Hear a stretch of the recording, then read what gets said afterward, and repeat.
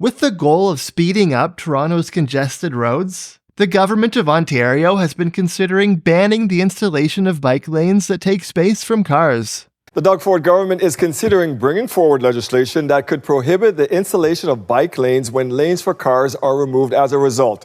This is just one potential measure in a bigger plan to fight congestion that will apparently include, and this is not a joke, trying to build a tunnel under one of the busiest highways in the world. That's why today I'm announcing that our government is exploring the feasibility of a tunnel under the Highway 401. But let's focus on the war on bikes here. Banning bike lanes that take space from cars would halt almost all progress on bike infrastructure. Some suburban arterials do have enough grass to pull a bike lane out of thin air, but in most built-up areas there just isn't that much extra space lying around.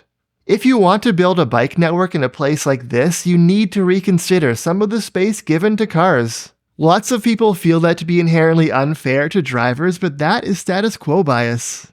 Why is it unfair to take space away from cars, but it's not unfair to fail to give space to bikes and other micromobility?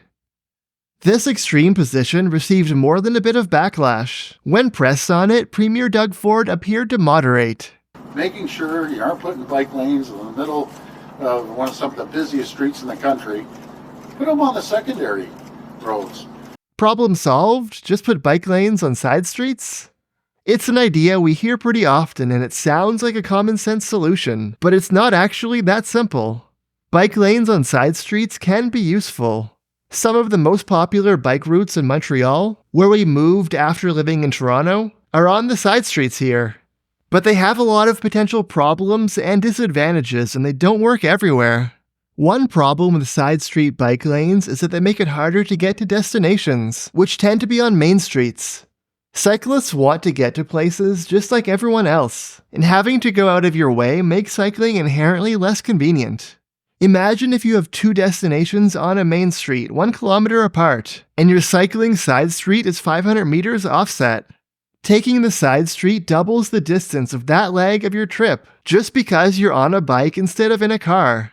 Some cyclists will take the inconvenience, but others will take the direct route anyway, so drivers who hope to not have to deal with cyclists don't even necessarily end up satisfied. They'll wonder, why isn't that cyclist using the perfectly nice bike lane 1 street over? Well, their destination is here. A second problem with bike lanes on side streets is visibility. Bike routes become something that you have to seek out, which isn't exactly the best way to promote cycling. And if you are cycling, you're less likely to spontaneously come across a business. You have to plan ahead. But these aren't the biggest problems with Doug Ford's proposal to just put bike routes on side streets in Toronto. The biggest problem is connectivity and network design. Main streets tend to be straight and direct, but side streets very often aren't. When we lived in Toronto, we saw the beginnings of the Bloor Street bike lanes, which some people question given the existence of bike lanes on Harbord Street, a more minor road half a kilometer south. But Harbord Street only covers a fraction of the distance. If you want to go west to High Park, Harbord just ends and throws you out onto one of those main roads that Doug Ford doesn't want you on. You can find your way back to smaller streets and continue on to the park, but it's hard to avoid main streets completely, especially for crossing the train tracks. And this route is basically going to be a maze compared to the straight shot down Bloor. It's even harder to follow side streets going east from downtown because of the limited number of crossings of the Don Valley. Basically, your only choice is to go down into Riverdale Park and take this pedestrian bridge. Harbord isn't a bad bike route or anything, but the Bloor Street lanes, which now cover a full 20 kilometers, are an absolute game changer for cycling in the city that can't be replicated with side streets. Just look at some of the bike-friendly side street recommendations from Google Maps. Ah yes, instead of DuPont or Bloor, let's send cyclists down the DuPont, Lansdowne, Lappin, Dufferin, Hallam, Shaw, Yarmouth, Palmerston, Olive, Bathurst, Wells, Kendall, Bernard bike corridor. Can we get that on a sign? If you live here and want to bike a few streets over, it's fine. If you're biking a longer distance or don't know the neighborhood, it doesn't work. Much of Toronto is like this. Here's another side street versus main road trip comparison. It can be even worse in the suburbs. Toronto actually does have a few secondary street bike routes. There's Harbord, which is a minor arterial, but also Shaw, a residential street that gets significantly more bikes than cars. But in general, Toronto has a very imperfect grid because of how land was developed historically, and it makes smaller streets less useful for covering distances. Vancouver, on the other hand, has a more consistent grid and lots of side street bike routes, like York Avenue running parallel to Cornwall, Cypress parallel to Burrard, and 10th Avenue parallel to Broadway. These use a mix of traffic diverters and actual bike lanes, and they can be pretty good, although as you get further from downtown, they have less and less of these designs, and they can feel more like a street with a sign than a street designed for cyclists. And even on the better ones, as you try to squeeze past a car on 10th Avenue, it feels like an imperfect solution compared to putting wide dedicated lanes on Broadway. Vancouver knows how to build separated bike lanes. They have lots of them downtown and across bridges, but they recently declined to put them on Broadway.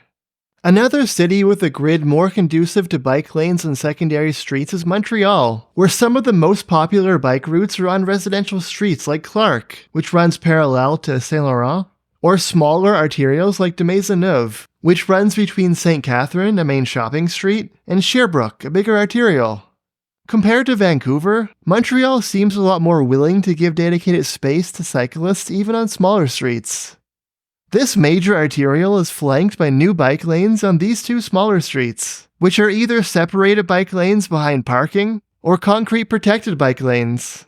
That makes them more welcoming, relaxed, and easier to understand as being a bike route compared to a shared street bikeway. Montreal's secondary street bike routes are most popular when they cover a long distance, like de Maisonneuve, which is 11 kilometers long, or when they're not that far away from the main street, like Clark being set back just 60 meters from Saint Laurent, and when they have at least some destinations on them, like Laurier and de Maisonneuve. But they still have some weaknesses, like leaving a gap in connectivity from not crossing train tracks, or not being big enough to have even a stop sign at some intersections. So sometimes you have to wait for a break in traffic and dash across the road. Also, sometimes secondary streets that parallel a main road can split off and stop being equivalent routes. And just to be clear, while Montreal has lots of secondary street bike routes, it's not exactly afraid to use larger arterials when it makes sense, like Côte Sainte Catherine or Christophe Colomb. It also seems like people overestimate how simple and easy it is to just put bike lanes on side streets, politically speaking. If you want it to be well used, most of the time you have to modify the street to be safe and comfortable for bikes with traffic diverters and/or bike lanes. Changes aren't immune to controversy just because they happen on residential streets. That anti-bike lane meeting in Montreal that we made a video about this summer was in opposition to a bike lane on a mostly residential street, not the nearby commercial corridor or one of the bigger arterials for through traffic. And Torontonians have been fighting over secondary street bike lanes for literally decades. In 1979, the city planned to replace one car lane with a bike lane along Poplar Plains Road, a curving residential street running near Avenue Road. The Toronto Sun wasn't pleased. Toronto belongs to all of us. Our taxes are shared. The time to put a stop to nonsense is now. More recently, Toronto has been upgrading a residential bike route near High Park, along part of the winding route used in this example. And there's similarly been some pushback to removing parking and making streets one-way. Probably the worst-case scenario is that backlash from businesses and car commuters pushes bike lanes off main streets as a compromise. And then resistance from residents of those streets results in more compromises on design to keep it easy to drive and park there, and you end up with a bike route in name only. In conclusion, secondary streets have some downsides, but they can still be pretty good bike routes if they cover a good distance and are straight and easy to understand. If they actually prioritize the safety and comfort of cyclists with traffic diverters and/or separated lanes. If they at least come close to destinations or ideally have some destinations of their own, and if they connect to a network of other useful routes.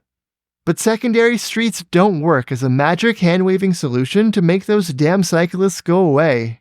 Not all cities are equally suited to them. Toronto's road network isn't as conducive as Vancouver or Montreal. And any city that commits itself to only building that kind of bike infrastructure is deciding right off the bat that it's never really going to take cycling that seriously. This is the kind of proposal you get from someone who had an extreme position leaked to the media, banning most new bike lanes, and then wanted to backtrack to a position that sounds like common sense without knowing whether it actually works. And more broadly on congestion, Toronto is a big city that's only getting bigger and denser. That's not a problem that cars are well suited to solve. Cars work great connecting rural areas, but they don't scale in bigger cities. There are too many people who need to go places for them to all have their own big metal box. If you want to keep up with travel demand, you need to promote and support modes of transport that are less prone to congestion. To their credit, Doug Ford's government has been spending money on transit. But bikes, e-bikes, and other micromobility are also a useful way to cover short to medium distance trips. And they're entirely practical in Toronto, even in the suburbs, if the infrastructure was there.